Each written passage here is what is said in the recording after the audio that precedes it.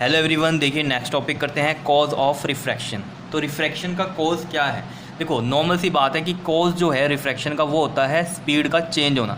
तो लिखा हुआ है the cause of refraction is the change in speed of light while going from one medium to another. एक medium से जब दूसरे मीडियम में लाइट रे जाती है तब क्या होता है, स्पीड चेंज हो जाती है उसकी। तो यही कारण है रिफ्रैक्शन का। क्लियर है इतनी बात? ठीक है। देखो इसको हम कैसे समझते हैं। देखो आपको पता है ये बात कि अगर ये हमारे पास इंटरफेस है और ये एक मीडियम है जिसको हमने मान लिया रेयरर मीडियम है, और ये नीचे वाला क्या है, डेंसर मीडियम है। ठीक है, आपको पता है ये इंसिडेंट रे आई, क्लियर, और ये है आपके पास इसका नॉर्मल। ठीक है, तो रेयरर में क्या होता है आपको पता है, स्पीड ज़्यादा होती है और डेंसर में स्पीड कम होती है। ठीक है, तो वही कारण है रिफ्रैक्शन का। तो यहाँ पर स्पीड क्या है, ज़्यादा है, और जैसे ही दूसरे मीडियम में आ रही है जो कि डेंसर है, यहाँ स्पीड कम हो जाएगी, और स्पीड कम हो रही है और उसकी वजह से क्या होगा आपके पास, ये रिफ्रैक्शन में जाएगा और रिफ्रैक्शन में बेंड टूवर्ड्स द नॉर्मल जाएगी ये। क्लियर, और ये आपके पास एंगल आई होता है और ये एंगल आर होता है। क्लियर है इतनी बात? ये तो सब पता है आपको। ये इंसिडेंट रे होती है, ये क्या होती है, नॉर्मल, और ये वाली होती है आपके पास रिफ्रैक्टेड रे, और ये होता है आपके पास इंटरफेस। ठीक है, और इस केस में आपको ये भी पता है एंगल आई जो होता है वो ग्रेटर होता है एंगल आर से।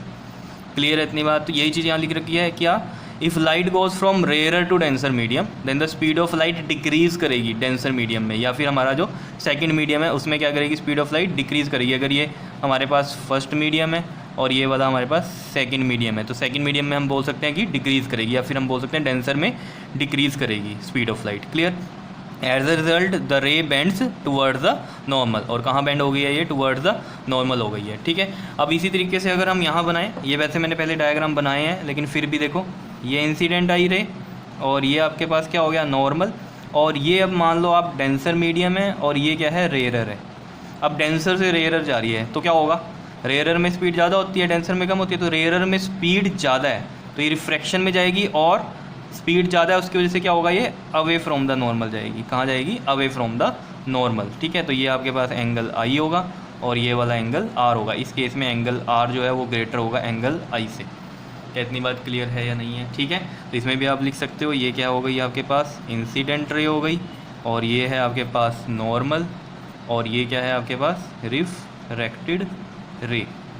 क्लियर इसमें, और ये मान लो इसका फर्स्ट मीडियम था, ये इसका सेकंड मीडियम था, तो आप ये भी बोल सकते हो कि इसके सेकंड मीडियम में क्या हो गई, स्पीड ज़्यादा हो गई लाइट की। ठीक है, तो यही लिखा हुआ है, if the light goes from denser to rarer जाएगी then the speed of light increase in rarer medium, या फिर हम बोल सकते हैं सेकंड मीडियम में, और जिसकी वजह से क्या होगा, the ray bends away from the normal. Bend तो हुई है लेकिन कैसे हुई है, अवे फ्रॉम द नॉर्मल हुई है। क्या इतनी बात क्लियर है?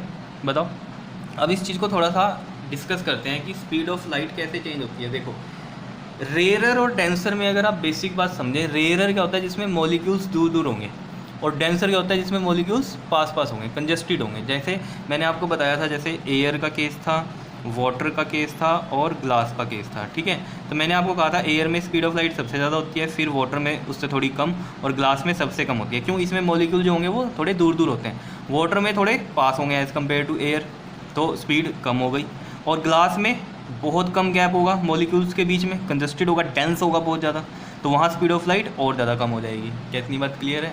ठीक है, समझ रहे हो ये बात? तो स्पीड ऑफ लाइट मीडियम पे डिपेंड करती है कि कम होगी या ज़्यादा होगी। ठीक है, ये चीज़ मैंने आपको डिस्कस करी भी थी कि कौन सा रेयरर होगा कौन सा डेंसर होगा, और एक ही मीडियम किसी के लिए डेंसर का काम करता है और किसी के लिए रेयरर का काम करता है, ये मैंने आपको बताया था।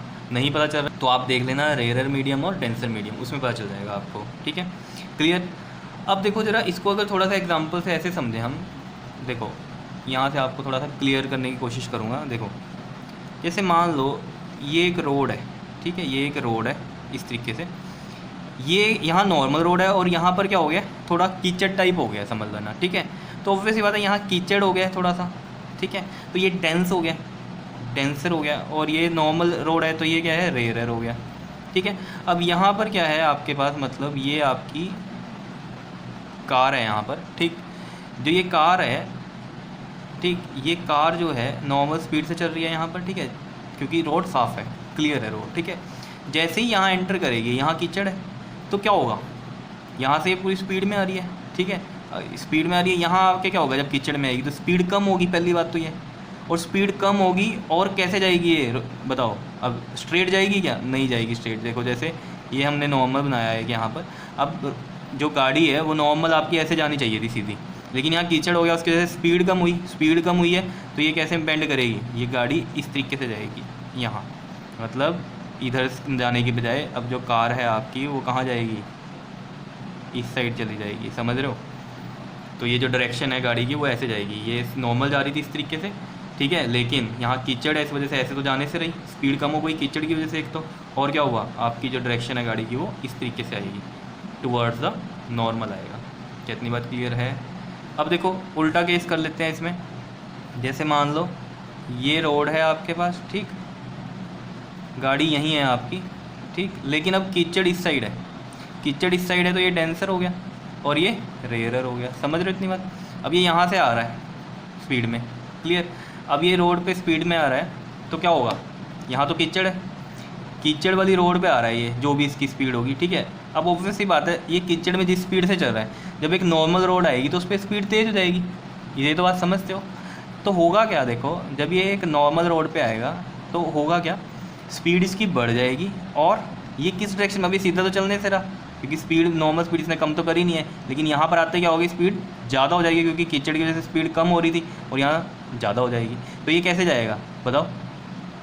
Away from the normal. समझ रहे हो? अवे फ्रॉम द नॉर्मल कैसे? ये इस तरीके से इस डायरेक्शन में जाएगी इसकी गाड़ी। अब समझ रहे हो इतनी बात? ठीक है, तो ये मैंने आपको नॉर्मल एग्जांपल बताया, ये आपको ट्राई नहीं करना है, ठीक है। वैसे ये है ये कि आपका एक्सपेरिमेंटली इसी तरीके से होता है ये चीज़, ठीक है, क्लियर है? तो ये मैंने आपको बता दिया। और लाइट भी इसी तरीके से आपकी ये ट्रैवल करती है एक मीडियम से दूसरे मीडियम में, ठीक है। तो जहाँ डेंसर मीडियम होगा वहाँ स्पीड कम हो जाती है लाइट की, रेयरर में स्पीड ज़्यादा हो जाती है। क्लियर है कहानी? बताओ समझ में आ रही है बात? ठीक, तो इसको नोट कर लेना, कॉज ऑफ रिफ्रैक्शन समझ में आ गया होगा, ठीक है। नेक्स्ट वीडियो में हम करेंगे लॉज ऑफ रिफ्रैक्शन। ओके जी, थैंक यू।